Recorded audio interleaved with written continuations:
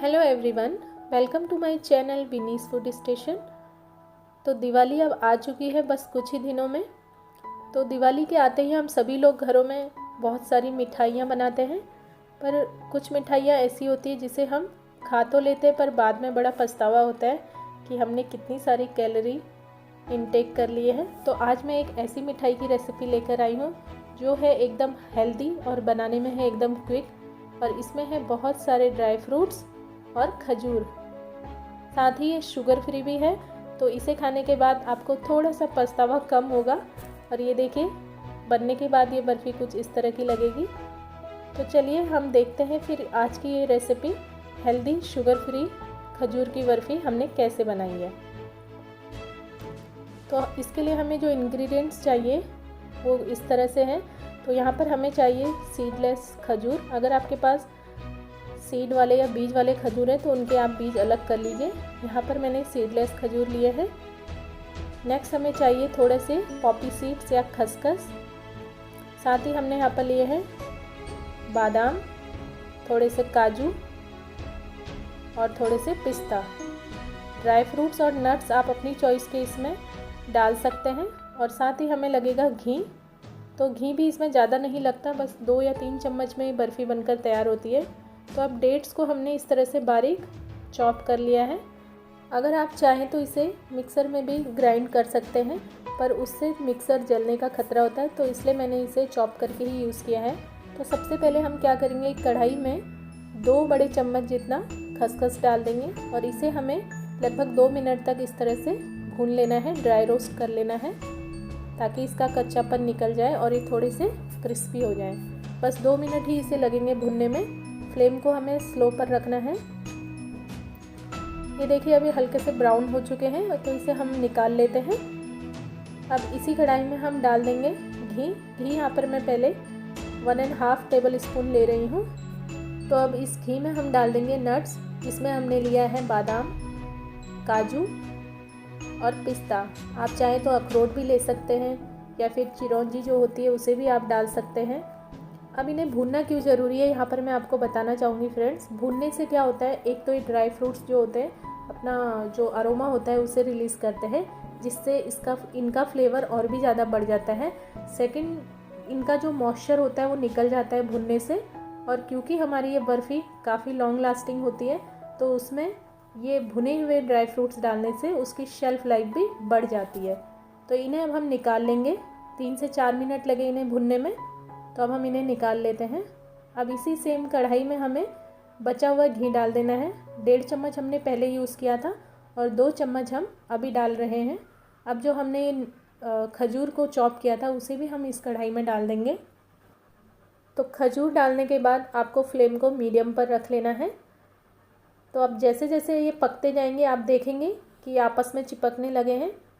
तो आपको लगातार चलाते हुए इन्हें इस तरह से स्पैचुला की हेल्प से मैश करते रहना है।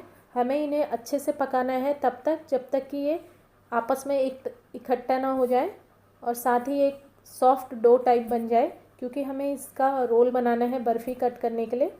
तो इस प्रोसेस में भी आपको 6 से 7 मिनट लगेंगे। और ये देखिए, अभी ये स्पैचुला में चिपकने लगा है। तो आपको इसे लगातार चलाते रहना है इस तरह से। और अगर आपको लगे कि ये ड्राई हो रहा है या ज़्यादा चिपक रहा है, तो आप इसमें उस स्टेज पर थोड़ा सा घी डाल सकते हैं। तो यहाँ पर मैं इसमें 1 टेबल स्पून घी डाल रही हूँ और फिर से इसे हम चला लेंगे। अब ये ऑलमोस्ट रेडी होने वाला है। ये देखिए, ये अच्छे से मैश हो रहा है और गल भी चुका है। तो इसे मैं अब आपको एक बार चेक करके भी बता देती हूँ कि ये अच्छे से रेडी हुआ है या नहीं। ये आप कैसे चेक करेंगे, तो थोड़ा सा स्पैचुला में लेकर मैं आपको दिखाती हूँ स्पून की हेल्प से। ये देखिए, ये अच्छे से मैश हो रहा है और ये गल चुका है। तो इसे अब हम बस इतना ही पकाएंगे। अब इसे हम निकाल लेंगे एक चॉपिंग बोर्ड में।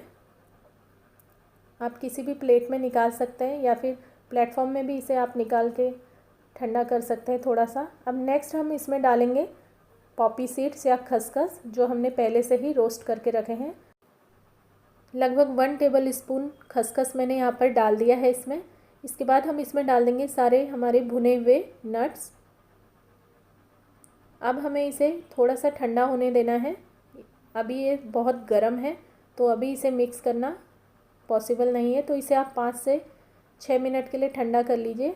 उसके बाद इस तरह हाथों में घी लगा लीजिए और फिर इसे आप आपस में मिक्स कीजिए। पूरी तरह से इसे ठंडा मत होने दीजिएगा, हल्का जब ये गर्म हो या इतना गर्म कि आप इसे टच कर सकें, तो तभी इसे आप मिक्स कर लीजिए ड्राई फ्रूट्स के साथ। ये देखिए जिस तरह से मैं कर रही हूँ यहाँ पर, इसी तरह से आपको इन सभी चीज़ों को आपस में मिक्स करना है। और जब ये पूरी तरह से मिक्स हो जाएंगे तब हम इनका एक रोल बना लेंगे। अगर आपको लगे कि ये चिपक रहा है तो आप हाथों को घी से ग्रीस कर सकते हैं या फिर प्लेट को भी आप ग्रीस कर सकते हैं। तो ये देखिए अब मिक्स हो चुका है। तो अब मैं इसका इस तरह से एक रोल बना रही हूँ। तो अब नेक्स्ट हमें क्या करना है, इसे पीस से डिवाइड कर लेना है। एक चाकू की हेल्प से आप इसे कट कर लीजिए और आधे हिस्से को आप हाथों में लेकर इस तरह से दोनों हाथों की मदद से इसका एक लॉक आपको तैयार करना है, रोल बना लेना है इस तरह से। और साइड से भी आप इसे ऐसे प्रेस कर सकते हैं ताकि एक परफेक्ट शेप में बने। तो अब ये हमारा लॉक तैयार हो गया है, इसे साइड में रख देंगे। और जो दूसरा हिस्सा है हमारी बर्फ़ी के मिक्स का, उसको भी हम इस तरह से एक लॉक तैयार कर लेंगे। तो बस इसी तरह से आपको भी करना है। ये देखिए दोनों हमें सेम साइज़ के हमने बना लिए हैं। अब इसके बाद हम क्या करेंगे, तो अब नेक्स्ट हमने यहाँ पर थोड़े से बारीक चॉप किए हुए पिस्ता ले लिए हैं, जिन्हें मैंने बारीक बारीक इस तरह से कट कर लिया था। और अब इसमें हम थोड़ा सा खसखस डाल देंगे और इस रोल को हम इसके ऊपर इस तरह से कोट कर लेंगे ताकि जो हमारी मिठाई है दिखने में बहुत ज़्यादा सुंदर लगे और खाने में तो ये टेस्टी है ही। तो अब हमें इसे पूरी तरह से कवर कर लेना है। ये देखिए ये कितनी अच्छी लग रही है ना ऐसे। आप अगर पिस्ता से नहीं कोट करना चाहते तो आप सिर्फ पॉपी सीड्स से या फिर ड्राई फ्रूट में जो आप बादाम और काजू लेना चाहते हैं उससे भी इस तरह से इसे कोट कर सकते हैं। तो अब ये अच्छी तरह से कोट हो चुके हैं। तो अब हमें क्या करना है, एक फॉइल पेपर ले लेना है और उसमें इसे हमें टाइट रोल करके इसे हम रखेंगे फ्रिज में सेट होने के लिए आधे से 1 घंटे के लिए। उसके बाद ही हम इस बर्फ़ी को कट करेंगे। अगर इस टाइम पर इसे आप कट करने जाएंगे तो ये अच्छे से सेट नहीं हुई है, तो आपके जो पीसेस हैं वो एकदम क्लीन नहीं निकलेंगे बर्फ़ी के। तो फ्रिज में आप ज़रूर रखें इसे। तो आधे घंटे बाद हमने इसे निकाल लिया है फ्रिज से।